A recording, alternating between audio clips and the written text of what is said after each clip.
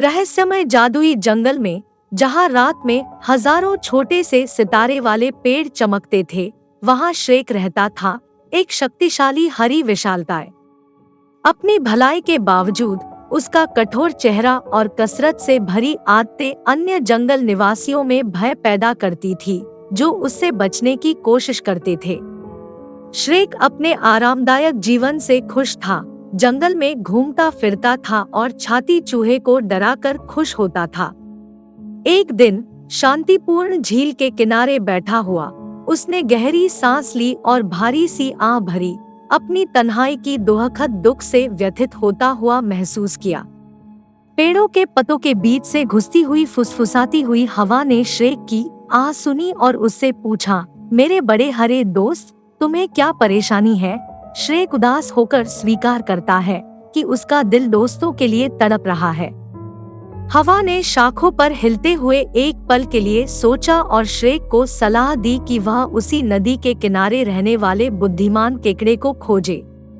Shrek केकड़े के पास गया, जो एक चट्टान पर बैठा, अपनी चमकदार नाखूनों को सावधानी से साफ करता हुआ और ध्यान से मछलियों के खिलवड़ों को देखता हुआ था।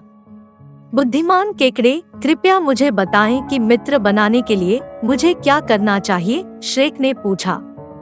केकड़ा गर्म और दयालु मुस्कुराहट के साथ उत्तर दिया, सच्चे मित्र बनाने के लिए आपको दूसरे जानवरों की मदद से आपकी निष्ठा का परख लेना होगा। यदि आप साफ हृदय से उनकी देखभाल करते हैं, तो आप निश्चित रूप से असली मित्रता पाएंगे। चमकदार आशा और अतृप्ति से भरी श्रेक ने बुद्धिमान केकड़े की सलाह का पालन करने का फैसला किया। उसने खुद से शपथ ली कि उस दिन से वह अन्य जानवरों की मदद करेगा और सच्चे मित्रों की तलाश में अपने जीवन को बदल लेगा। अगले दिन जब सूरज की किरणें जादुई जंगल के शाखाओं के बीच एक सोने की जाल बुनती थी, श्रेक ने एक लापता पांडा के बारे में चिंताजनक अफवाहें सुनी। मित्रता के पहले कदम को उठाते हुए श्रेक ने फिर दोस्ती की तलाश में उस पांडा की तलाश करने और उसकी मदद करने का निर्णय लिया। अपनी तलाश शुरू करते हुए उसने एक बोलती चट्टान से अप्रत्याशित रूप से मुलाकात की, जो धूप से पीड़ित थी। चट्टान श्रेक को पांडा के पता लगाने की एक संकेत दे सकती थी। चट्टान की दया महसूस करते हुए श्रेक ने उसे छाया में ले जाकर उसके लिए उपहार के तौर पर पूर्वावलोकन प्राप्त कर लिया। इंद्रधनुष खोजे और यह आपके लिए रहस्योद्घाटन करेगा, चट्टान ने कहा। जब श्रेक ने चट्टान की मदद की, तो हवा ने उसके अच्छे काम के बारे में जल्दी से अफवाहें फैलाईं और जंगल के निवासियों ने उसे अलग तरीके से समझना शुरू कर दिया। जल्द ही श्रेक ने देखा कि दोस्ताने जानवर उसके मार्ग में आ रहे हैं, जांच में मदद करने के लिए तैयार। झरने की फुहारों पर खेलते हुए इंद्रधनुष ने उसे एक गुप्त गुफा के बारे में फुसफुसाते हुए बताया, जहां लापता पांडा छिपा हो सकती है। श्रेक अपनी भय और संदेहों को पार करते हुए नए दोस्तों की सहायता से गुफा की ओर बढ़ा। जब वह जंगल के अंदर आगे बढ़ा, तब श्रेक एक पेड़ से मिला जिसके पत्तों की जगह बुक्स थे।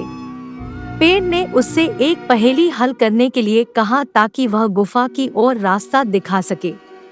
श्रेक अपनी बुद्धिमत्ता और संसाधनों का प्रदर्शन करते हुए सफलतापूर्वक पहेली का हल करता हुआ जंगल के निवासियों से नई तरह से सम्मान प्राप्त करता है। जल्द ही वह और उसके मित्र गुप्त गुफा तक पहुंचते हैं और वहां गुफा के गहराई में श्रेक ने पांडा को खोजा, जो खतरे से बचते हुए भूमिगत दुनिया के अंधेरे लेबिरिंथ में खो गई थी। श्रेक ने देखा कि पांडा छलांगी खतरनाक क्रिस्टल जालों में फंसी हुई थी, जो उसे बंधक बनाए रख रहे थे। श्रेक ने अपनी ताकत और साहस का उपयोग करते हुए सतर्कता से पांडा को जालों से मुक्त किया और उसे शांत करके उसे आश्वस्त किया कि वह अब सुरक्षित है। पता चलते ही कि पांडा को भोजन की जरूरत है, श्रेक और उसके नए दोस्तों ने स्वादिष्ट बांस के पत्तों की खोज के लिए एक खोज आयोजित किया। इस भूमिगत दुनिया में होते हुए उन्होंने विभिन्न कार्यों को पूरा करने के बदले में मदद के लिए असाधारण पौधों और जानवरों से मुलाकात की। श्रेक ने अपनी बुद्धिमत्ता और संसाधनों का प्रदर्शन करते हुए सभी कार्यों को सफलतापूर्वक पूरा किया और भूमिगत निवासियों के बीच नए साथियों को हासिल किया। अंततः वे खोज में सफल रहे और खोजा गया बांस मिल गया, जिससे पांडा ने अपनी ताकत वापस प्राप्त की।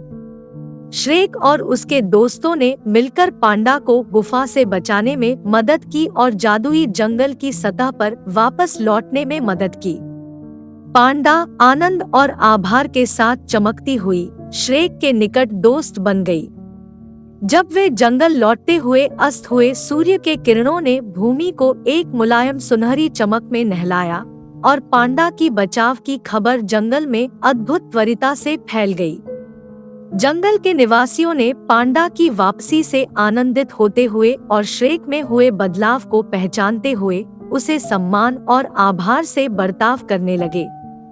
उस रात जब जादुई जंगल आभारी हृदयों के संगीत से भर गया था, श्रेक को यह अनुभव हुआ कि उसकी जिंदगी सदा के लिए बदल गई है।